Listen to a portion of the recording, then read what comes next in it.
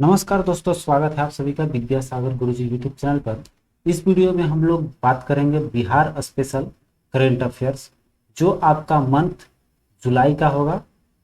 अगर आपने पिछला वीडियो जो है जनवरी से लेकर तक के जून तक का नहीं देखा है तो उसका प्लेलिस्ट है आपको बिहार करेंट अफेयर्स 2021 के नाम से बनाया हुआ है मेरे चैनल पर। आप वहां जाकर पूरे का पूरे देख सकते हैं। तो ये है बिहार स्पेशल करेंट अफेयर्स जुलाई 2021 का। शुरू करते हैं। पहले पॉइंट से कर रहा है, वाल्मीकि टाइगर रिजर्व CATS मान्यता प्राप्त करने वाला 14 टाइगर रिजर्व में से एक बन गया है। ठीक है, बिहार का एक ही मात्र जो है टाइगर रिजर्व है वो है आपका वाल्मीकि। ठीक है, वाल्मीकि टाइगर रिजर्व है जो कि इसको मान्यता मिल गई है और ये अब कुल मिला जुलाकर भारत में आपका 14 है। तो आइए अब 14 टाइगर रिजर्व है, उसी पे हम लोग आगे बात करते हैं। पर्यावरण, वन और जलवायु परिवर्तन मंत्रालय ने घोषणा की है कि भारत के 14वां टाइगर रिजर्व को, जो आपका जैसे हम लोग CATS जो जान रहे थे वो है आपका full form conservation assured tiger standards. ठीक है, जो CATS से मान्यता प्राप्त हुई है। ठीक है, 14वां आपका टाइगर रिजर्व जो है वो मिल गया है। टाइगर रिजर्व निम्नलिखित में राज्यों में स्थित है। देखिए आपका कहाँ कहाँ है। आपका असम में 3 है, मध्य प्रदेश में 2 है, तमिलनाडु में 2 है, महाराष्ट्र में 1 है, बिहार में 1 हो गया आपका वाल्मीकि टाइगर रिजर्व, उत्तर प्रदेश में 1, पश्चिम बंगाल में 1 है, केरल में 1 है और कर्नाटक में 1। कुल मिलाकर आपका 14 टाइगर रिजर्व भारत में है। ठीक है, अब देखिए करें वाल्मीकि टाइगर रिजर्व जो बिहार के आपका कहाँ पड़ता है ये भाई, पश्चिम चंपारण में। ये क्वेश्चन आता भी है, कहाँ स्थित है, पश्चिम चंपारण जिले में स्थित है। टाइगर रिजर्व में से एक है जिसे मान्यता प्राप्त हुई है। ठीक है, घोषणा है कि आपका घोषणा अंतर्राष्ट्रीय बाघ दिवस 2021 को की गई थी, जिसमें कि 29 जुलाई 2021 को मनाया गया था। तो ये तो क्लियर हो गया आप सभी को कि बाघ दिवस जो 2021 का है वो आपको 29 जुलाई अर्थात बाघ दिवस मनाया जाता है 29 जुलाई को। ठीक है, तो यहाँ हो गया टाइगर रिजर्व की घोषणा के साथ जो है केंद्रीय पर्यावरण, वन और जलवायु परिवर्तन मंत्री भूपेंद्र सिंह ने एक रिपोर्ट जो है तेंदुओं सह शिकारियों और पूर्ण शाकाहारियों की 2021 की स्थिति और ST राइट्स का विशेष संस्करण भी जारी किया, जो राष्ट्रीय बाघ संरक्षण प्राधिकार का त्रैमासिक समाचार पत्र है। ठीक है, तो आपका कौन सा है, 2 आपका है, जैसे कि आपको ये हो जाएगा आपका तेंदुओं सह शिकारियों और पूर्ण शाकाहारियों की 2018 की स्थिति, और एक है आपका ST राइट्स। ठीक है, तो ST राइट्स ये दो है जो आपको त्रैमासिक संस्करण निकला है। आगे चलते हैं, कर रहा है कि संबंधित समाचार पत्रों में असम में बाघों की आबादी 2018 में 159 से बढ़कर आपका 200 हो गई है असम में, और 2011 में काजीरंगा में 121 बाघ, मानस में 48, औरंग में 28 और नामेरी में आपका 3 बाघ है। ठीक है, अब आगे चलते हैं, कर रहा है अपना बिहार का फिर अगला टॉपिक देखते हैं क्या एक विशेषता मिली जुलाई में भाई। तो पटना उन 10 शहरों में शामिल है, ठीक है, जहां सामाजिक न्याय और पर्यावरण मंत्रालय की, ठीक है, स्माइल योजना लागू की जाएगी। ठीक है, 10 शहर है जिसमें कि आपका किसका है, स्माइल योजना किसका है, ये भी ध्यान देना हम लोगों को। सामाजिक न्याय और पर्यावरण मंत्रालय की, जो कि आपका 10 शहर शामिल किए गए हैं। इस शामिल शहर में आपका एक बिहार का भी नाम है पटना शहर। ठीक है, सामाजिक न्याय और पर्यावरण मंत्रालय ने देश की भिखारियों के कल्याण के लिए एक योजना चलाई थी, वो नाम है आपका स्माइल। ठीक है, ये ध्यान दीजिएगा। स्माइल देश में लाखों भिखारियों को सहायता और कल्याण प्रदान करने के लिए आजीविका एवं उद्यम योजना के तहत सीमांत व्यक्तियों के लिए सहायता शुरू की गई है।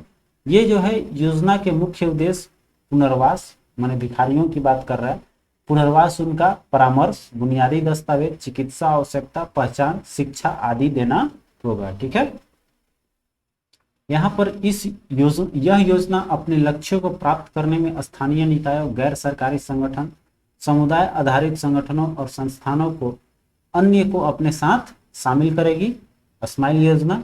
आगे देखिए कर राज्य, संघ राज्य, क्षेत्र सरकारों या स्थानीय निकायों द्वारा बनाए गए मौजूदा आश्रय गृहों में उपयोग जो है भिखारियों के पुनर्वास के लिए किया जाएगा। ठीक है, आपका कहाँ, तो सरकारों या स्थानीय निकाय द्वारा जो भी बनाया गया मौजूदा आश्रय गृह है उसमें रखा जाएगा इन भिखारियों को। उन क्षेत्रों में जहाँ कोई मौजूदा आश्रय गृह उपलब्ध नहीं है उसमें क्या है कि संबंधित एजेंसियां जो है वो भिखारियों के पुनर्वास के लिए नए आश्रय गृह विकसित करेंगे। ठीक है। अब करें पायलट प्रोजेक्ट के तहत यह योजना निम्नलिखित 10 शहरों में लागू की जा रही है। कौन कौन सा है आपका देख लीजिए, जिसमें एक आपका बिहार भी रहा, बिहार का पटना भी रहा था।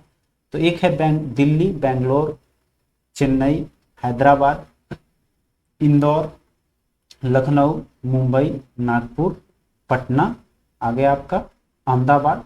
ये 10 शहरें हैं जहां पर कि आपका ये योजना चलाई जाए। अब आते हैं अगले न्यूज की ओर। जुलाई में जो आपका हुआ कह रहा है बिहार के जयनगर से नेपाल के कुर्था के बीच पहला ट्रेन परिचालन परीक्षण जो है सफलतापूर्वक आयोजित किया गया। ठीक है। कहां से? जयनगर से नेपाल के कुर्था तक। ठीक है। आगे देखिए कह रहा है 18 जुलाई 2021 को भारत और नेपाल के बीच पहली हाई स्पीड रेल लाइन का बिहार के मधुबनी जिले के जयनगर और नेपाल के मोतिहारी जिले के कुर्था के बीच सफल परीक्षण किया गया है। ठीक है। सॉरी, मोतिहारी बोल रहे हैं, महोत्तरी है, महोत्तरी जिले के कुर्था बीच में आपका ये सफल परीक्षण हुआ है 18 जुलाई को। ये जो है 50 किलोमीटर लंबी रेलवे लाइन परियोजना जो है 619 करोड़ रुपए की लागत से बनाई गई है और मार्ग के साथ 5 रेलवे स्टेशन जो है कौन कौन सा आपका जयनगर, इनरवा, खजूरी, वैदेही और कुर्था को कवर करता है। ये 5 स्टेशन जो है आपका कवर करेगा जिसकी लंबाई 50 किलोमीटर है। आगे देखिए कर है रेलवे लाइन का निर्माण भारत नेपाल मैत्री परियोजना के तहत IRCON जिसका कि इंडियन रेलवे कंस्ट्रक्शन लिमिटेड द्वारा किया गया है। इस परियोजना को भारत संघ द्वारा वित्त पोषित किया गया है। आगे देखिए हाई स्पीड ट्रेन जो है 115 किलोमीटर प्रति घंटे की रफ्तार से चलेगी, जो आपका 50 किलोमीटर की दूरी है वो आपका 23 मिनट में तय कर लेगी। 34 किलोमीटर रेल लाइन का निर्माण अभी बाकी है। इसे 2 चरणों में बनाया गया है। पहला चरण नेपाल में कुर्था से भंगहा में 17 किलोमीटर का आपका बनेगा। उसके बाद से आपका 34 किलोमीटर आगे बनाई जाएगी। ठीक है। तो ये है कनेक्टिविटी बढ़ेगा और दूसरा चरण भागहा में आपका नेपाल में बिर्दीवास से जोड़ेगा। ठीक है। आगे देखिए इसी में है कि Konkan rail corporation limited KRCL जो है वो भारतीय रेलवे के एक हिस्से ने जयनगर से कुर्था रेलवे लाइन परियोजना के लिए नेपाल के 2 आधुनिक डेमो, जिसको आप लोग जानते हैं डेमो आप लोग ट्रेन, जिसका फुल फॉर्म क्या होता है, डीजल इलेक्ट्रिक मल्टीपल यूनिट ट्रेनें दी है। ठीक है। आगे चलते हैं, अगला देखते हैं हमारा न्यूज क्या है भाई। तो बिहार में 2019 के बाद बिजली गिरने से सबसे अधिक मौतें दर्ज की गई है आपका 2021 में। ठीक है। इस चीज को ध्यान दीजिएगा। अधिकतम कब हुआ? 2019 के बाद में आपका 2021 में हुआ है। सबसे ज्यादा बिजली गिरने से, प्राकृतिक बिजली गिरने से मौतें हुई है बिहार में। तड़ित वातावरण में बिजली की एक बहुत तेज और बड़े पैमाने पर निर्वहन है। यह एक प्राकृतिक बहुत कम अवधि का विद्युत निर्वहन और एक बादल और एक जमीन के बीच का एक बादल के भीतर और उज्जवल फ्लैश ध्वनि के साथ कभी कभी गरज कुछ को वोल्टा की घटना की प्रक्रिया है। ठीक है। जैसे जो बिजली चमकती है वो क्या है, एक हाई वोल्टेज आता है उससे। वो हाल ही में दूसरी वार्षिक बिजली रिपोर्ट के अनुसार बिहार में देश भर में बिजली गिरने से सबसे अधिक मौतें दर्ज की गई है। ठीक है। आगे देखेंगे तो कह रहा है आपका कि अप्रैल 2020 से मार्च 2021 के बीच बिहार में आकाशीय बिजली गिरने से कुल 401 लोगों की मौत हुई है, जबकि बिहार के बाद उत्तर प्रदेश देखा जाए तो 228 मौत और उसके बाद से उड़ीसा 156 और झारखंड में 132 मौतें हुई। अब कह रहे बिहार को छोड़कर अधिकतम राज्यों ने बिजली गिरने से होने वाली मौतों में गिरावट दर्ज की गई है, जिसमें कि 1919 से 20 के बीच मौतें में 18% की वृद्धि दर्ज की गई। कुल मिलाकर पूरे देश में बिजली गिरने से 34% की वृद्धि हुई है पिछले कंपैरिजन में, जिसमें कि सबसे ज्यादा विकास हुआ है आपका वो हुआ है बिहार में। ठीक है। आगे बढ़ते हैं अगले न्यूज की ओर। कह रहे बिहार के सांसदों द्वारा लोकसभा में जनसंख्या नियंत्रण के लिए निजी सदस्य विधेयक आया है। क्या है देखिए आपका, बिहार के औरंगाबाद जिले के सांसद जो है भाजपा के सुशील कुमार सिंह ने राष्ट्रीय जनसंख्या योजना समिति और जिला जनसंख्या योजना समिति की स्थापना के उद्देश्य से लोकसभा में एक निजी सदस्य विधेयक पेश करने जा रहे हैं। जेडीयू जो है सांसद डॉक्टर आलोक कुमार सुमन द्वारा एक निजी सदस्य विधेयक पेश किया जा रहा है। और फिर आपका जिसका उद्देश्य देश में अधिक जनसंख्या को नियंत्रित करने के लिए तत्काल उपाय सुझाना है। बिल जो है 2 बच्चों तक के छोटे परिवार के मानदंडों को बढ़ावा देता है। तो ध्यान दीजिएगा, जो भाजपा के सुशील कुमार सिंह हैं, आपके राष्ट्रीय जनसंख्या योजना समिति, जिला कल्याण योजना समिति की स्थापना के उद्देश्य से विधेयक आपको डाले हैं। आगे देखते हैं आपका रहे उत्तर प्रदेश और असम की विधानसभा में ऐसे विधेयक के पेश होने के बाद जनसंख्या नियंत्रण उपाय विधेयक चर्चा में रहा है। एक स्वतंत्र डेटा विश्लेषण के अनुसार वर्तमान में 540 संसदों में से 168 के 2 से अधिक बच्चे हैं।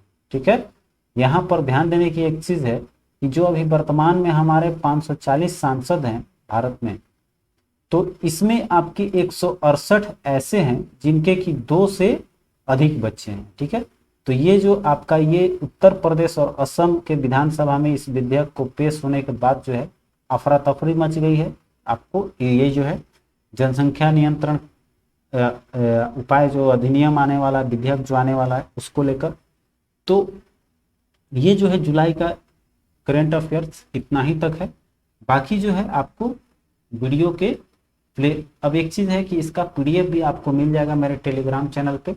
तो please keep support and subscribe my channel and share this video.